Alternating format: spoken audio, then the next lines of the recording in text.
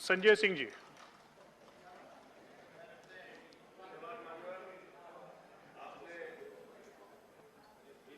बोलने का मौका दिया। मान्यवर, कल इस सदन में आपातकाल की चर्चा हो रही थी और मुझे आपातकाल की एक घटना याद है। हमारे जिले में 75 वर्ष के एक स्वतंत्रता संग्राम सेनानी थे, उनके ऊपर मीसा एक्ट में मुकदमा लिखा गया और मुकदमा लिखा गया कि वो रेलवे में जो सिग्नल होता है उसको चढ़ के तोड़ रहे थे। 75 साल के स्वतंत्रता संग्राम सेनानी के ऊपर ये कानून मान्यवर कहीं ना कहीं उसी की झलक दिखाता है। आप इस देश में फिर से एक बार आपातकाल लाना चाहते हैं, तानाशाही की व्यवस्था लाना चाहते हैं और एफआईआर की बात आप कर रहे हैं। मान्यवर, इन लोगों ने कैसे कैसे लोगों पे एफआईआर की। राजदीप सरदेसाई एक वरिष्ठ पत्रकार है मान्यवर, उन पे एफआईआर कर दी। बिल पर अच्छा श्याम मीरा सिंह एक पत्रकार है मान्यवर, उन पे एफआईआर कर दी। कृपया बिल पर बोले। बिल पर मैं कानून के दुरुपयोग पे बोल रहा हूं सर। त्रिपुरा में जांच करने के लिए, घटनाओं की जांच करने के लिए वकील गए मान्यवर, उन पे इन लोगों ने एफआईआर कर दी, यूएपीए लगा दिया। कानून के दुरुपयोग की अगर बात करें मान्यवर, एक दिन में 9 एफआईआर मेरे खिलाफ उत्तर प्रदेश में हुआ। 9 एफआईआर। कृपया बिल पर बोले। राष्ट्रद्रोह का मुकदमा लिखा इन लोगों ने, राष्ट्रद्रोह का मुकदमा 21 मुकदमे लिखे। आप आज खुश हो सकते हैं, खुश होइए, कानून बनाइए, आपके पास संख्या है, आप बनाएंगे। लेकिन कल जब आप सत्ता में नहीं रहेंगे, मेरे वाक्य को याद रखिएगा, इन्हीं कानूनों का आपके खिलाफ दुरुपयोग होगा।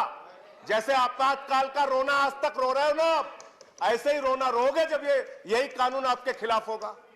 और मैं एक चीज और कहना चाहता हूं मान्यवर, आप सारी जानकारी रख लीजिए किसी अपराधी के बारे में, उसके बाद वो भाग जाता है हिंदुस्तान छोड़ के। 20,000 करोड़ रुपए नीरव मोदी लेके भाग गया, 10,000 करोड़ रुपए विजय माल्या लेके भाग गया, 6,000 करोड़ रुपए नितिन संदेशरा लेके भाग गया। जिस देश के साथ आपकी प्रत्यार्पण संधि नहीं है, वहां से इन लाखों करोड़ के लुटेरों को बुलाओगे कैसे हिंदुस्तान?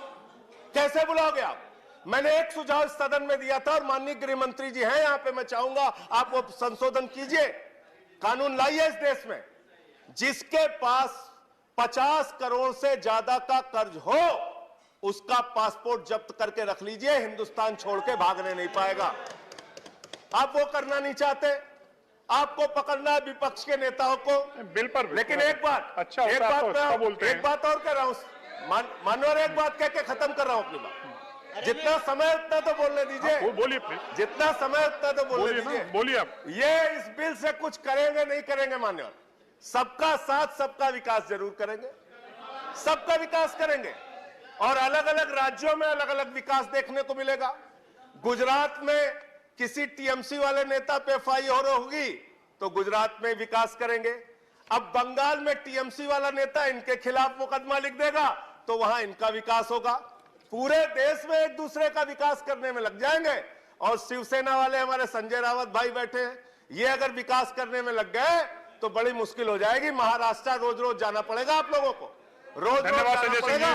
धन्यवाद संजय सिंह। आम आदमी पार्टी की भी सरकार नहीं है पंजाब में। धन्यवाद संजय सिंह। इन झगड़ों में मत पड़ो। धन्यवाद। ऐसे एक दूसरे राज्यों में एफआईआर होती रहेगी, आप लोगों को बुलाया जाता रहेगा। धन्यवाद। सारे काम इसी में लग जाओगे, देश का विकास करोगे। शिक्षा पे काम करो, स्वास्थ्य। धन्यवाद सर, खत्म कर रहा हूँ, सबको 5-5, 10-10 मिनट दिया आपने। प्लीज धन्यवाद। मुझे आप एकदम नहीं बोलने दे रहे। नहीं आपको सर, ये न्याय नहीं है मेरे साथ। प्लीज, ये मेरे हाथ में नहीं है। मैं खत्म कर रहा हूँ सर, मैं खत्म कर रहा हूँ। मैं सिर्फ ये कहना चाहता हूं, आप ये झगड़े लड़ाई की राजनीति छोड़ के कुछ ऐसा काम कीजिए जो लगे कि आप न्याय दिलाना चाहते हैं। करोड़ों केसेस पेंडिंग है इस देश में, धन्यवाद। करोड़ों केसेस। और माननीय प्रधानमंत्री जी ने इसी सदन में कहा था, फास्ट ट्रैक कोर्ट बना के हम न्याय करेंगे, अपराधियों पे कार्रवाई करेंगे। विनय विश्वम जी, please, Bharatiya Janata otherwise on next speaker विनय विश्वम जी। नेताओं पे कार्रवाई, केवल जो विनय विश्वम जी बोलेंगे वो रिकॉर्ड में जाएगा, nothing will go in record. Very good, बहुत बढ़िया, थैंक यू सर।